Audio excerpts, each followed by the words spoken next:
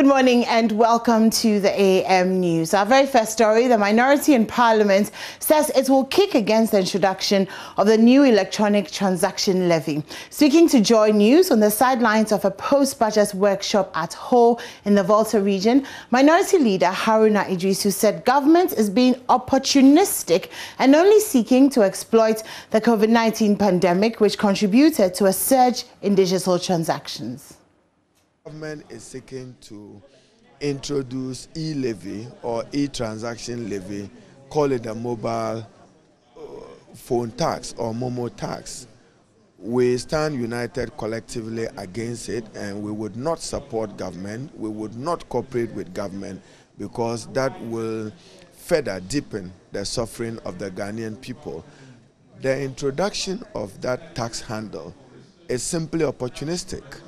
The number of mobile subscribers and the use of digital platform globally grew up to 68 billion in 2020, and for our purposes the portfolio grew from 257 billion to 500 billion, largely because of COVID. So you don't have a lazy, convenient way of taxing the consequence of COVID. So people decided to use digital platform because of COVID. We needed to do social distancing. Government is turning around to just take advantage of COVID to introduce what they call a Momo tax. Take for instance, if you chose to pay a medical bill to a doctor by Momo, it means that it will be taxed. There is the danger of you being taxed 7-10 times a day, depending upon how much transfer or remittance you do in a day. So the incidence of double taxation is very grave and it's unavoidable. So it means that if you transacted 100 businesses 100 times in a day on an electronic platform, you will pay that tax 100 times. What it means is that you are reintroducing a functionally cash economy against the development of a digital economy, and we don't find that acceptable, and we think that government is just taking advantage of COVID, and therefore the numbers going forward may not be as in COVID year in 2020 where everybody was compelled to do business on a digital platform.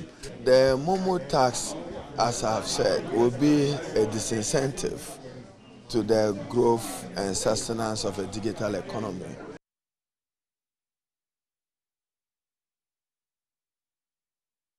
Meanwhile, Finance Minister Ken Ofori-Atta says government will find a way to win the cooperation of the minority on the matter. In an interview with Joy News on the sidelines of the ongoing Volta Fair, he said Ghana cannot continue to do things the same way.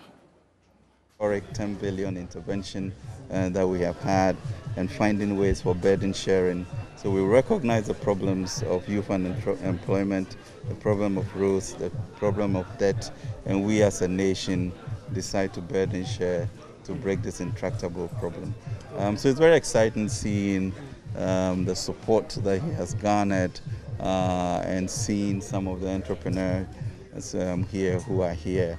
And it gives me hope that where we are going with the E-LEVY is the right way to do that.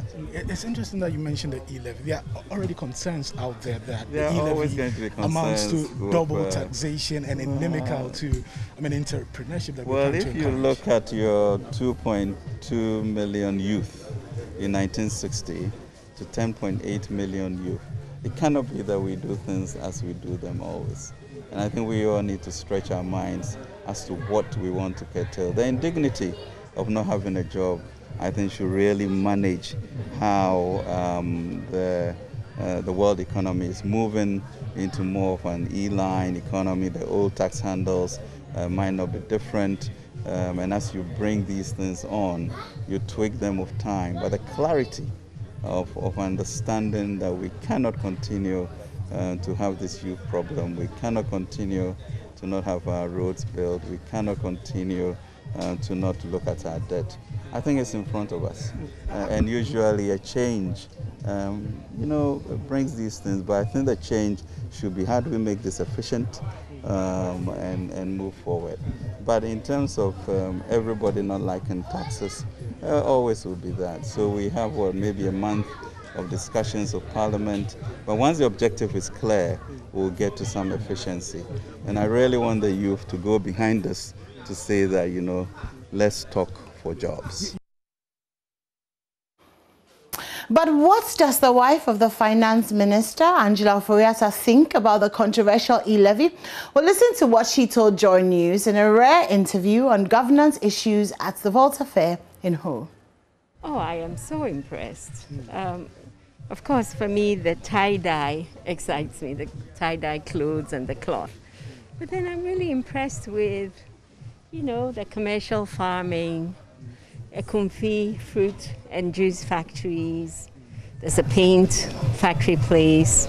Then there's education, the School of Allied Health Sciences, and just the tech bit of it excites me.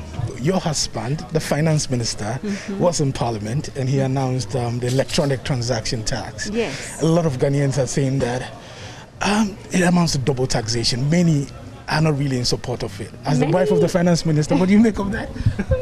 I have to pay 1/3 or more of my salary as taxes every month. Okay. And I know that there are many people who are not paying taxes. You know, and I know that they would like better roads. They would like, when they go to hospital, to get better care. They would like their NHIA to work so that they can present their cards and get medication. I know that they would like a good Ghana. There's no country that can develop without its citizens contributing. And there are too many people in Ghana not contributing. And this tax, if we all pay a little, we send money, you know, I think when we send money to each other to pay for services that is taxed, pretty soon we will figure a way not to pay income tax.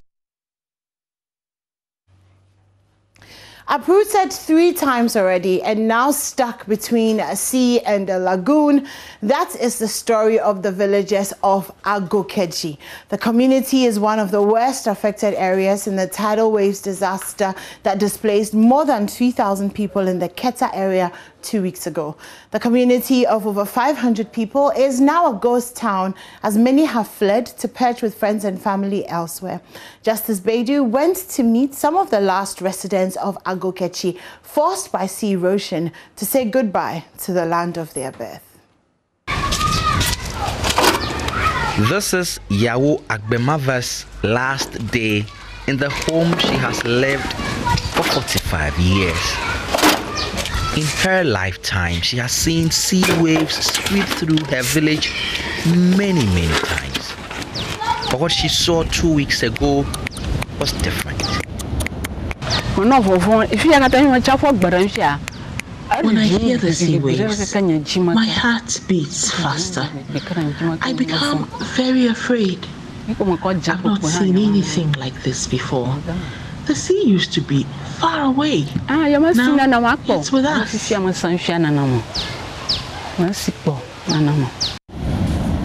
Like Yao, nearly everyone from Agokeji, her village, has left. What remains?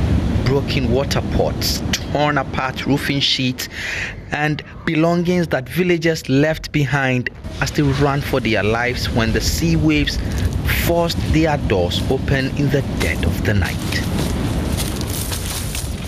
If the sea is rougher, we just wake up and stay and sit down and be waiting for the day to come. Because if you sleep, you don't know that the water will come to the room. With the climate change, you can see it's really affecting our community. This is Fuvame.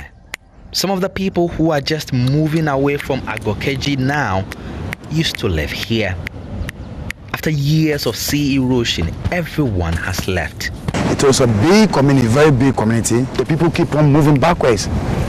Keep on moving backwards till the time they get close to the river.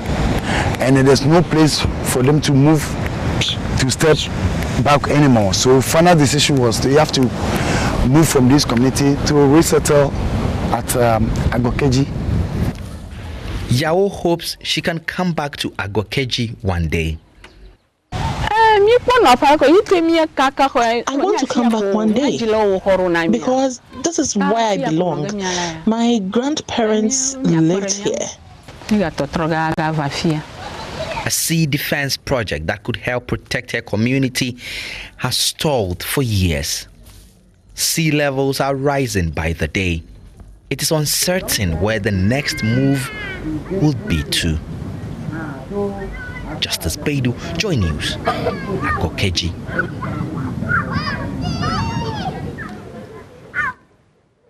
Well, let's go up north now. And the Catholic Relief Services have supported victims of the August 12 floods in the Upper West region with 950,000 Ghana cedis. The money was distributed to 811 households in the Nadoli, Kaleo, Dafiama, Busie, Isa, and Wa East districts. Upper West Regional Correspondent Rafiq Salam reports. The Upper West region on August 12 woke up to a disaster whose magnitude hasn't been seen for decades. For several hours, the region was subjected to torrential rains, triggering violent flash floods. It displaced over 800 households and rendered them homeless. 702 acres of farms belonging to a little over 1,602 farmers got submerged and some washed away by the floods. Furthermore, major highways and roads in the region were washed away by the floods, cutting off 8 municipalities and districts from the regional capital. It is a little over 3 months since the region witnessed a catastrophic disaster. Some of the major highways and roads that were cut off were quickly and temporarily fixed and open to traffic. Several organizations, government agencies, and individuals have come to the aid of the affected victims by providing them with food items, mattresses, and blankets to ameliorate their sufferings. However, that isn't enough to assuage the sufferings of the hundreds of people who are now virtually wallowing in abject poverty. The Catholic Relief Services, CRS, concerned about the plight of the victims, also joined the wagon to cushion them. In collaboration with their partners, the National Disaster Management Organization and the Wa Catholic Diocese, officials handed over a dummy check of 950,000 Ghana cedis to the Apostle Regional Minister, Dr. Aziz Bin Sali, on behalf of the victims. The amount will provide cash assistance to 811 of the most affected households in the Dafima Bure Isa, Nadole Keleu, and Wa East districts. Ghana's country representative of CRS, Daniel Mumni, stated that each household will receive 700 Ghana cedis for their own use, as they can determine what the people need most. We'll be targeting about 811 households with about 9,000 individual members.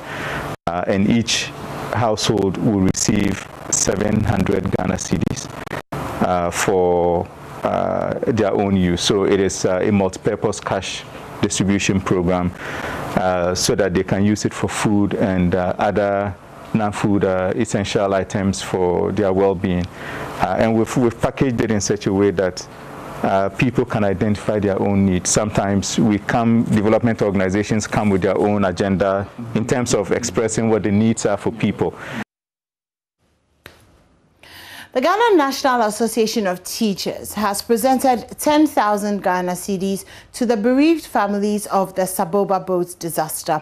A high-powered delegation led by its General Secretary, Thomas Musa, was in the region to commiserate with the families and also to meet their member who is in custody currently. Martina Bugri has the rest of the story. It will be recalled that 9 students of the St. Charles Luanga Junior High School in the SABOBA district of the Northern Region died after one of the 2 canoes they were using capsized in the Oti River. The students had gone with their head teacher to harvest rice in Buting, a community in the overseas. The the head teacher, Emmanuel Chanja, has since been remanded in prison custody after he was charged with manslaughter.